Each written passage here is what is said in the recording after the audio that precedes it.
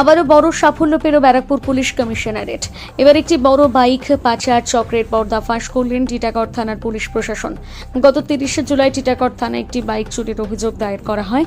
সেই অভিযোগে তদন্তে নেমে গোপন সূত্রে খবর পেয়ে হুগলি জেলা একাধিক এলাকায় হানা দিয়ে 6 জন দুষ্কৃতী সহ 12টি বাইক উদ্ধার করে টিটাগড় থানার পুলিশ।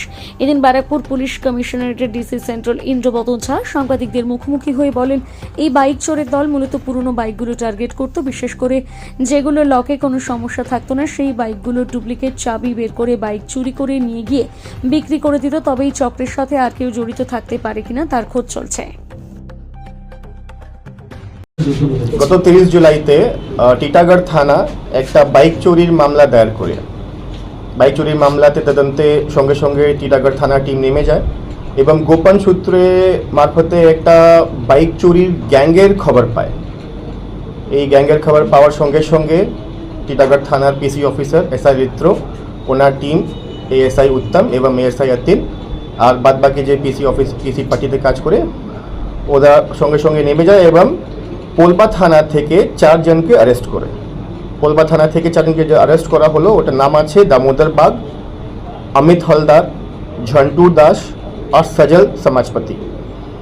দামোদর পোলবার বাসিন্দা, বাদবাকি 3 জন চুচুড়ার বাসিন্দা। এদের স্টেটমেন্টের ভিত্তিতে এক সমীর ঘোষ এলিয়াস পিলে, যার বাড়িও চুরচুড়াতে আছে, ওকে অ্যারেস্ট করা হয়। পিলের স্টেটমেন্ট থেকে এদেরকে 7 দিনের পিসি নেওয়া হয়। এদের স্টেটমেন্টের ভিত্তিতে শেখ হাসান, যে চুচুড়ার বাসিন্দা, ওকে শ্রীরামপুর থেকে অ্যারেস্ট করা হয়। গতকাল পিলে আর সজল এদেরকে নিয়ে চন্দননগর এবং হুগলি রুরাল ডিস্ট্রিক্টের বিভিন্ন নানা জায়গা ওখানে রেড করা হয়। ওখান থেকে মোট 12টা মোটরসাইকেল 2 হুইলার রিকভার করা হয়।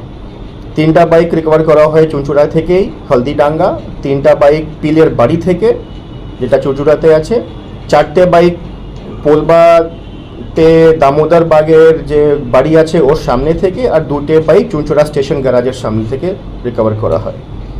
এই সবটা বাইক আমরা রিকভার করে থানা নিয়ে এসছে।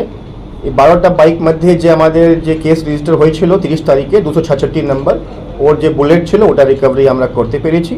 বাদ বাকি 11টা বাইকের আমরা তদন্তে দেখব কি কোথায় আছে, কার আছে, ওটা অল কনসার্ন মেসেজও যাবে আর আমরা আস্তে আস্তে এটা আইডেন্টিফাই করব।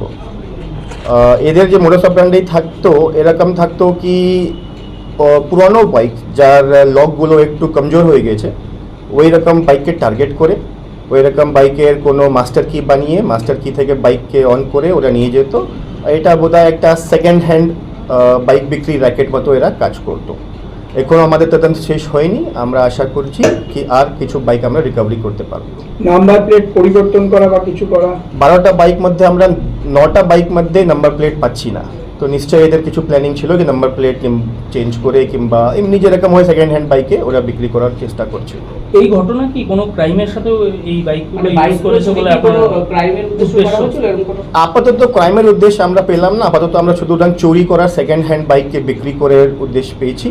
কিন্তু এটা আপনারা জানেন অনেক সময় এই সব চুরি করার বাইকটা ক্রাইমের সঙ্গে যুক্ত হয়। এই জন্য আমি এই প্রশংসনীয় কাজের জন্য আমি টিটাগড় থানার পিসিও পার্টিকে, টিটাগড় থানার সমস্ত অফিসারকে ওদের অভিনন্দন জানাচ্ছি। লোকাল কোনো লিড আছে, মানে এই যে গ্যাংটা ধরা পড়েছে তাহলে টিটাগড় বেস কোনো লোকজন আছে? না, সবাই হুগলি আর চন্দননগরের বাসিন্দা আছে, টিটাগড়ের বাসিন্দা কেউ নেই। উপর থেকে এসে করছে মূলত, উপর থেকে এসে টার্গেট করছে এরা, তারপরে পুরো ডিস্ট্রিক্ট চেঞ্জ করে ফেলছে। একদম একদম। সব চুরি যাওয়া বাইকগুলো কি টিটাগড় থানার অন্তর্গত না ব্যারাকপুর কমিশনার? না, এটা এখন অবধি আমরা হদিশ মতলব এটা তদন্তের আমার বিষয় আছে। একটা বাইক নিশ্চিত আমার টিটাগড় থানার যেটা আছে বুলেট, বাদ বাকি 11টা বাইকের আমরা চিহ্নিত করব আস্তে আস্তে কোথাকার বাইক আছে। কিছু হয়তো কল্যাণীর হতে পারে, কিছু অন্য থানার হতে পারে, দেখতে হবে এটা। মানে যতজনকে অ্যারেস্ট করা হচ্ছে পুরো র্যাকেটটা কি ধরা গেছে এখনো পর্যন্ত? সেটাও তদন্তের বিষয় আছে আমাদের, আমরা তদন্তে দেখছি, খুঁটিয়ে বের করবো কি আছে আর অন্য লোক কোনো জড়িত আছে কি না। Thank you.